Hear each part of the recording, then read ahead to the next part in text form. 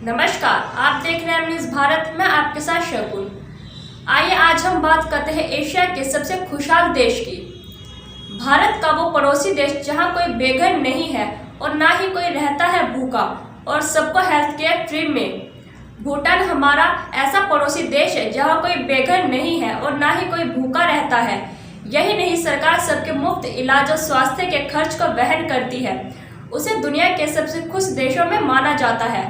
आध्यात्मिक तौर पर काफी ऊंचा माने जाने वाला यह देश नेचर के काफी करीब रहता है और यहाँ की ज्यादातर आबादी गांव में ही रहती है। भूटान एक ऐसा देश है जहां सरकार सबको घर और भूखा नहीं रहने की गारंटी देती है। इसलिए इस देश में आपको न तो कोई भिखारी मिलेगा और न ही कोई बेघर।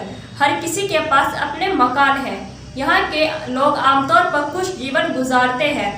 सबसे बड़ी बात यह है कि यहाँ आपका इलाज एकदम मुफ्त होता है। दवाओं का खर्च भी सरकार ही उठाती है। यहाँ कोई भूखा नहीं रहता। कुल मिलाकर इस मामले में यह देश एशिया का सबसे खुशहाल देश माना जाता है। भूटान में जब बेशक टीवी और इंटरनेट है, लेकिन लंबे समय तक यहाँ पर इन दोनों सेवाओं पर इसलिए प्रतिबंध लगा रहा कि इसके जरिए विदेशों की जो संस्कृति यहाँ आएगी उसका भूटान के लोगों और जीवन पर गलत असर पड़ेगा। लेकिन 1999 में इसे राजा द्वारा हटा लिया गया था। आप यह कह सकते हैं कि भूटान दुनिया का आखिरी देश था जिसने टेलीविज़न का इस्तेमाल शुरू किया।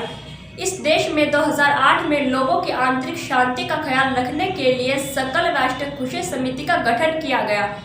यहाँ तक कि जनसंख्या गणना प्रश्नावली में एक कॉलम होता है जहाँ आप संकेत कर सकते हैं कि आप अपने जीवन से संतुष्ट हैं या नहीं। यहाँ एक खुशी मंत्रालय भी है जो सकल घरेलू खुशी को मापते हैं। यहाँ पर जीवन की गुणवत्ता उनके वित्तीय और मानसिक मूल्यों की भी संतुलित को से निर्धारित होती है।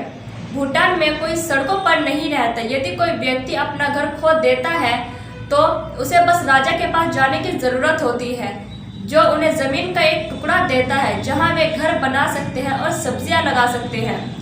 भूटानी लोग खुद को खुश मानते हैं और अपने जीवन से संतुष्ट रहते हैं। प्रत्येक भूटानी निवासी को मुफ्त चिकित्सा सुविधा प्राप्त करने का अधिकार है।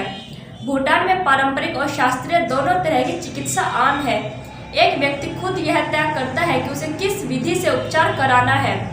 भूटानी लोग पारंपरिक कपड़े पहनते हैं। पुरुष भारी घुटने की लंबाई वाले वस्त्र पहनते हैं और महिलाएं लंबी पोशाकें पहनती हैं। एक व्यक्ति की स्थिति और सामाजिक स्तर की पहचान उनके बाएं कंधे पर दुपट्टे के रंग से की जाती है। साधारण लोग सफ़ेद दुपट्टा पहनते हैं और कुलीन लोग और साधु पीले रंग के वस्त्र पहनते हैं। ये लंबे समय तक अलग थलग देश रहा है। 1970 में पहली बार किसी विदेशी पर्यटक को यहाँ आने की इजाज़त दी गई थी। अब भी अधिकारी विदेशी प्रभाव पर कड़ी नज़र रखते हैं। वैसे अब भूटान में चीज़ें तेज़ी से बदल रही है।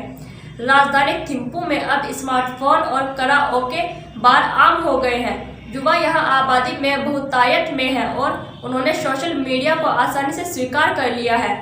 इसकी वजह से वहाँ स्ट्रीट फैशन में उछाल आ गया है और राजनीति में ज़्यादा खुलकर चर्चा हो रही है। भूटान पर्यावरण क्षेत्र में अग्रणी रहा है। प्लास्टिक की थैलियाँ वहाँ 1999 से ही प्रतिबंधित है। तंबाकू लगभग पूरी तरह से गैरकानूनी है। कानूनन देश से 60% भाग में जंगल होने ही चाहिए।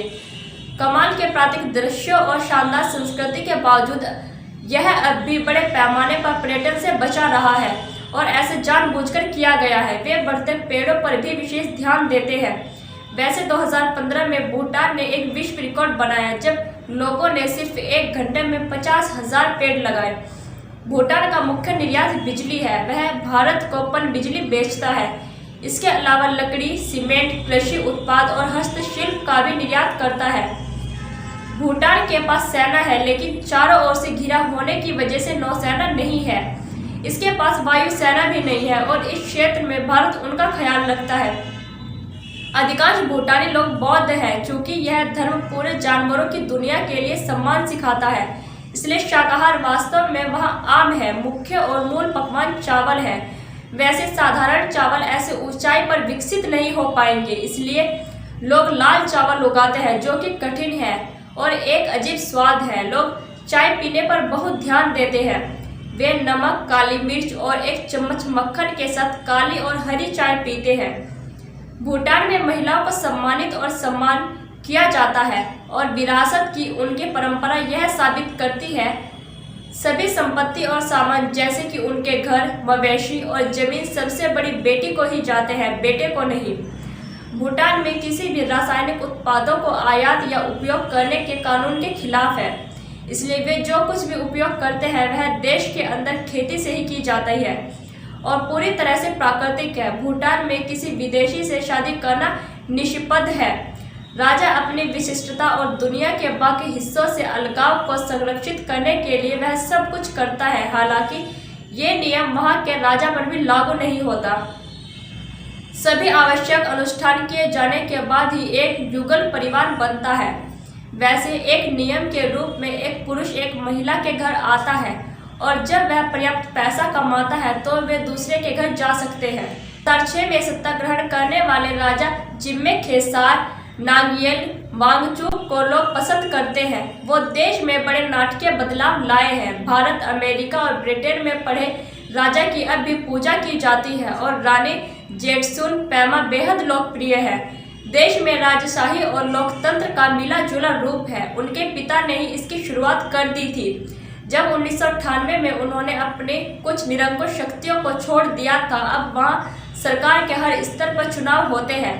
पहले आम चुनाव 2008 में हुए थे। इनमें सिर्फ 2 पार्टियों ने हिस्सा लिया था और राजशाही से संबंधित Bhutan Peace and Prosperity Party DPT जीत गई थी।